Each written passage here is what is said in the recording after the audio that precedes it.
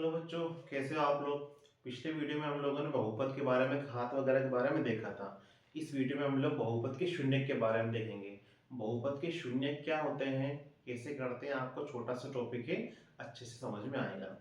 समस्या आपको ये है कि जैसे यहाँ पर हम वीडियो भी बना देंगे, लेक्चर भी ले लेंगे, पर आप जब तक प्रैक्टिस नहीं करेंगे तो आप लोग उसको सोल्व नहीं कर पाएंगे। तो बेटा थोड़ी सी प्रैक्टिस कर लीजिए, आपको आसानी से समझ में आएंगे। शून्य,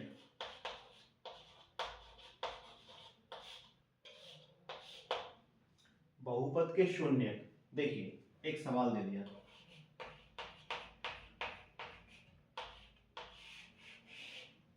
आपको बोला गया है इस समीकरण का शून्य ज्ञात कीजिए। शून्य निकालने के 2 से 3 कॉन्सेप्ट है। शून्य वह होता है जो दिए हुए समीकरण को जीरो बना देता है। अगर सीधी सी डेफिनेशन ले तो दिए हुए समीकरण को जीरो बना देता है, या तो ऐसा बोल दो, अथवा किसी दिए हुए समीकरण में जो भी चर है, यहाँ पर चर x है, तो उसका मान निकालना है, आपको उसका उत्तर निकालना है। शून्य मतलब मूल या उत्तर, मूल भी बोलते हैं, या आप उत्तर निकाल लीजिए। जैसे 2x+4 है, इस समीकरण को जीरो के बराबर रखिए।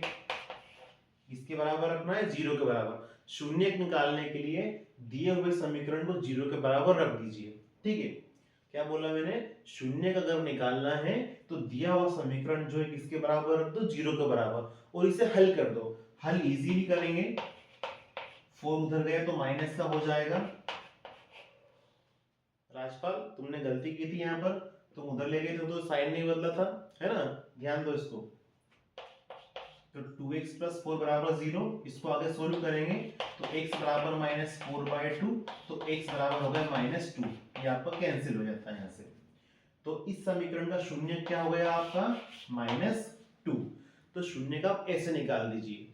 अगर आपको ऑप्शन में आता है, जैसे आपको एक सवाल दे दिया x+1 बराबर 0, ऑप्शन दे दिए 1 0 -1 2।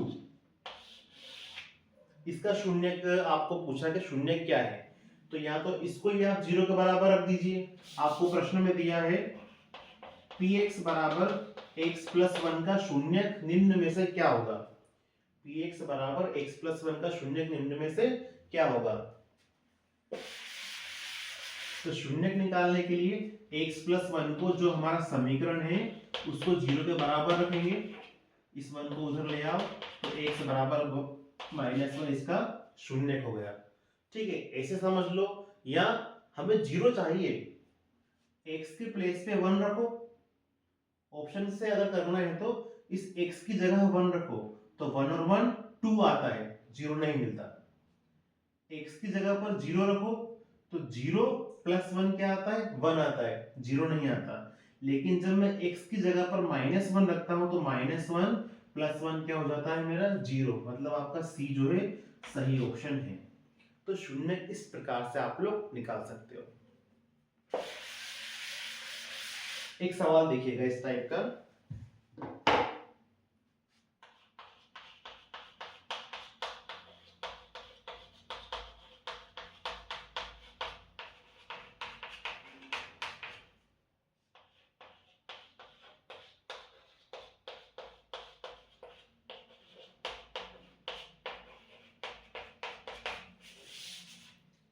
सिंपल सा सवाल है। आपको px बराबर दे के रखा है, ये px बराबर क्या दिया है, 5x² -3x + 7। इस सवाल में 2 सवाल दे दिए बेटा। आपको p0 ज्ञात करना है और p2 ज्ञात करना है। सबसे पहले हम लोग p0 ज्ञात करते हैं। क्या ज्ञात, किसके लिए सोल्व कर रहे हैं हम लोग, p0 के लिए।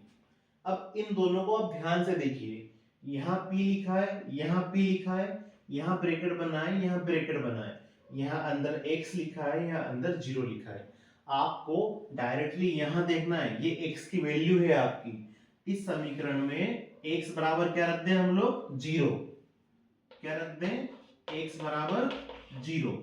x बराबर 0 रखो, ये p0 हुआ, 5 वैसे ही, x की पावर 0, ये 0 हो जाएगा, 0² 0 7, 0 का स्क्वायर 0 ही होगा, 0 का मल्टीप्लाई 5 में 0, ये भी 0, ये 7, तो सोल्व करा तो क्या आया 7।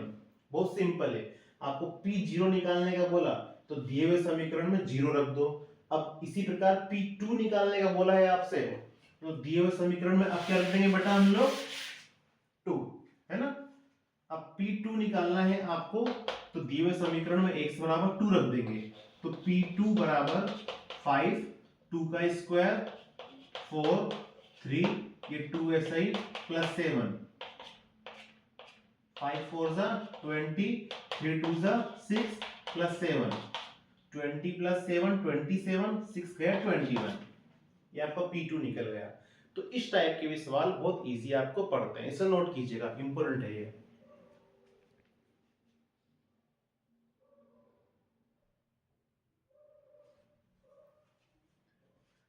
अगला प्रश्न देखते हैं।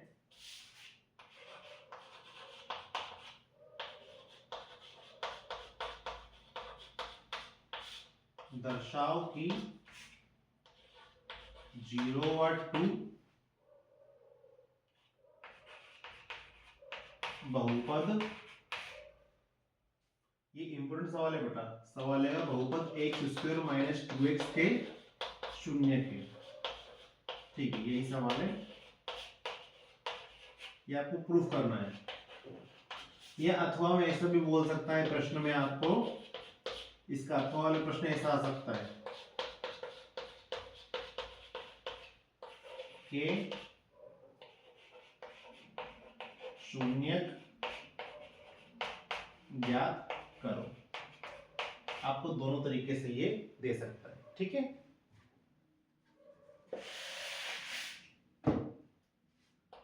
हल देखिए, इसको px के बराबर मान लो समीकरण को, एक्स स्क्वायर माइनस 2x। हमें क्या सिद्ध करना है, 0 और 2 इस समीकरण के शून्यक है। शून्यक वहां होता है जो 0 बना देता है, तो पहले हम 0 के लिए सोल्व करेंगे, फिर 2 के लिए। वही हमने ऐसा भी करा था, on x is equal to 0, x बराबर 0 पर यहां पर 0 रखो, तो 0 का स्क्वायर 0, 2 इंटू 0 0, तो क्या आ गया 0। जब हमने x की वैल्यू 0 रखी तो उत्तर क्या मिला 0, अतः 0 इस समीकरण का शून्यक है, ये सिद्ध हो गया। इसी प्रकार ध्यान समझिएगा, ये 0 का समझ में नहीं आया तो 2 का समझिएगा।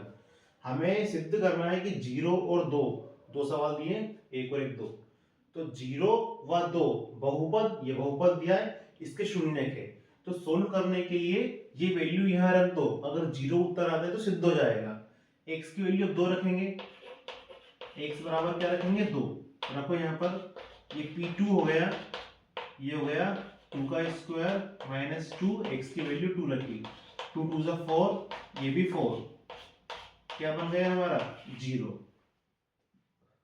अतः 0 व 2 बहुपद x स्क्वायर माइनस 2x के शून्यक है, आपको यही सिद्ध करना था। बहुत इजी है, ठीक है।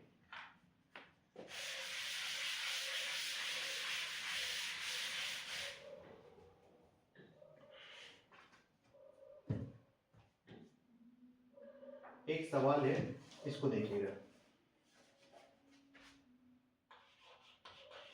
यदि x minus 1 4x cube plus 3x square minus 4x plus k का एक गुणनखंड है, तो k का मान ज्ञात करना है आपको। इसका मान ज्ञात करना है k का, ठीक है। गुणनखंड का मतलब यही है कि एक समीकरण दूसरे समीकरण को संतुष्ट करता है। देखिएगा क्या बोला इसने, x माइनस 1 जो है, x माइनस 1 इस बड़े वाले समीकरण का गुणनखंड है। इसका मतलब ये है, यहां से जो भी शून्यक निकलेगा इसको संतुष्ट करेगा। मतलब इस छोटी वाली समीकरण को हम 0 के बराबर रखेंगे और यहां से इसको हल करा तो x बराबर क्या आ गया, 1 आ गया। ठीक है, ये छोटी समीकरण जो है इसको हमने 0 के बराबर लिखा और सोल्व करा तो x बराबर क्या आ गया, 1 आ गया। अब इस x बराबर 1 को यहाँ पर हम लोग रख देंगे। शून्य के लिए समीकरण को 0 के बराबर रखते हैं। ठीक है, क्या बोला इसने, x माइनस 1 इस बड़े से समीकरण का गुणनखंड है। यदि x माइनस 1 इसका गुणनखंड होगा तो x का जो भी उत्तर आएगा वो उसको हम इसमें रखेंगे तो उत्तर हमेशा 0 आता है। ठीक है, गुणनखंड का मतलब वही होता है कि उसको वो संतुष्ट करे।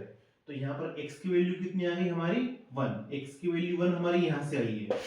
ठीक है, ये समीकरण लिखा बड़ा वाला हमने, 4x cube 3x square minus 4x plus k। शून्य के लिए क्या करना है, बराबर में 0 लेके चलना है। अगर ये इसका गुणनखंड है तो इसको संतुष्ट करेगा। x की वैल्यू 1 आई थी, हम 1 पुट कर देंगे, यहाँ पर 1 रखो,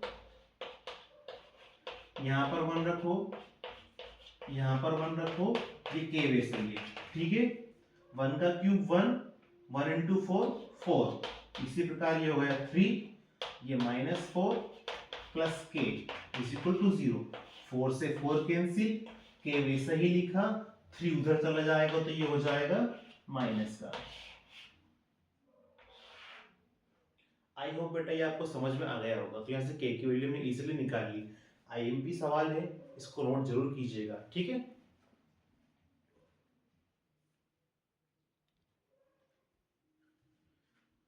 तो इस टाइप के गुणनखंड के सवाल हम लोग आसानी से कर सकते हैं। अगले वीडियो में इसके कुछ हम और सवाल लेकर आएंगे। तब तक आप लोग अच्छे से प्रैक्टिस कीजिए बेटा। ठीक है, कल मिलते हैं। Thank you.